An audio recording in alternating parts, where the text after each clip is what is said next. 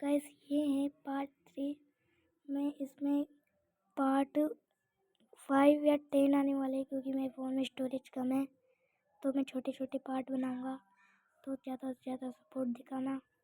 Welcome हार्टून्स। गिरे हुए बच्चों को उठा उठा के ला रहे थे।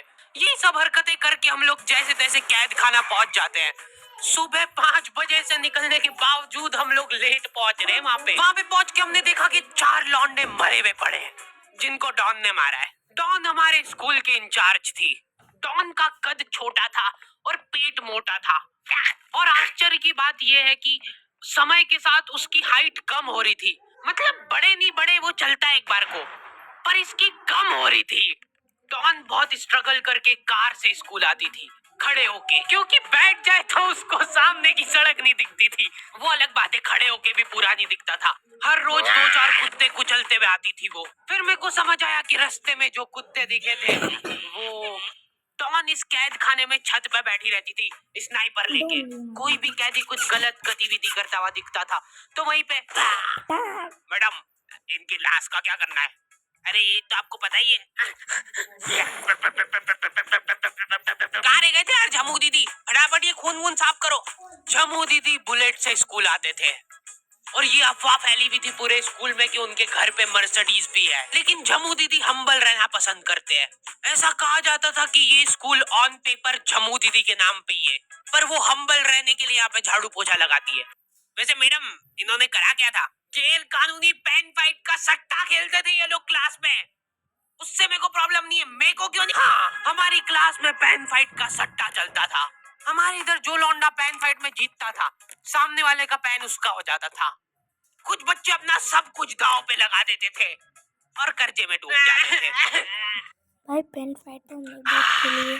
फिर भी वो लोग हार नहीं मानते थे और अपने दोस्त से पेन उधार लेके खेलते थे भाई और आप क्यों वापस खेल हार रहे जाते हो? थे। तो अब क्लास में कुछ बच्चों के पास पोटला भर के पेन पड़ा है और कुछ बच्चों के पास पेन ही नहीं है। पेन इस कैद खाने की करेंसी थी। जिसके पास जितने महंगे पेन वो उतना रईस। यहाँ पे ब्लैक में पेन इधर उधर होते थे। नॉर्मल लोगों के पास होते थे 5 रुपए वाले जीफी जेल, जो कि तुम एक पन्ने पे लिखोगे तो पीछे 10 पन्ने तक छप जाएगा। और उनसे भी गए बीते लोग होते थे जो 3 रुपए वाला यूज एंड थ्रो लेके आते थे और उससे भी उनकी अच्छी राइटिंग आ जाती थी। बहुत चिढ़ मचती थी यार मेरे को उनसे। और कुछ चुनिंदा रईस लोग होते थे जिनके पास होता था ट्राइमैक्स।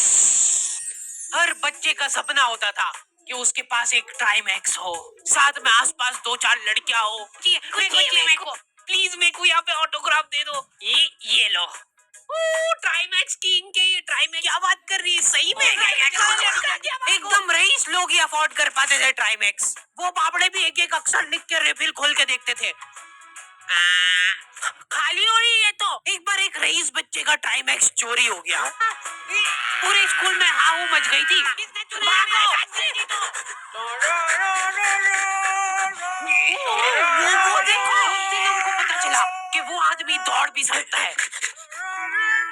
हमारे स्कूल में कुछ भी कांड हो रहा है, ये आदमी सबसे पहले दौड़ के आएगा। पूरा बैग खोल चोर, और बच्चों के बैग चेक करेगा। स्कूल वालों को भी इसकी सैलरी देते वक्त सबसे ज्यादा करती है। सैलरी किस चीज की? इस आदमी की शक्ल देख के ऐसा लगता था कि ये स्पोर्ट्स की आड़ में वैन वालों के साथ मिलके बच्चों की स्मगलिंग करता है। इस महान आदमी का नाम था भूषण। इसने अपनी जांग पे टैटू करा रखा था। भू अलग जांग पे, सड़ अलग जांग पे। सर कल से खो खो खेलने के लिए कितनी बजे आना है? वो तो बैग चेक करा पहले तू।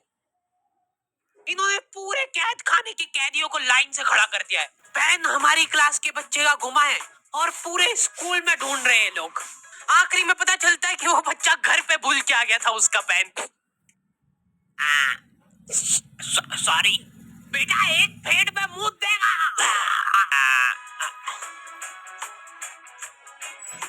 ऐसे तो नमूने बच्चे थे हमारे स्कूल में और टीचर लोग उनसे भी गए बीते थे। हमारे स्कूल में टीचरों को उनके नाम से कोई जानता ही नहीं है। बच्चों ने उनकी हरकतों के अनुसार टीचरों के नाम रखे हुए। हमारे इंग्लिश वाले टीचर का नाम था छोटा भीम। इससे चिड़चिड़ा आदमी मैंने आज तक नहीं देखा। छोटा भीम की हॉबी थी लड़कों को कूटना। उस बेचारे की हाइट छोटी थी तो बच्चे के और भाई जल्दी से 100 सब्सक्राइबर कर दो, फिर लाइव स्ट्रीम भी करेंगे और लाइव में जुड़े रहना आप सभी लोग। जल्दी 100 के सब्सक्राइबर कर दो, 100 के या मतलब 100 सब्सक्राइबर कर दो जल्दी से। आज के लिए इतना ही, बस tata bye bye good bye. कल आएगा पार्ट 4।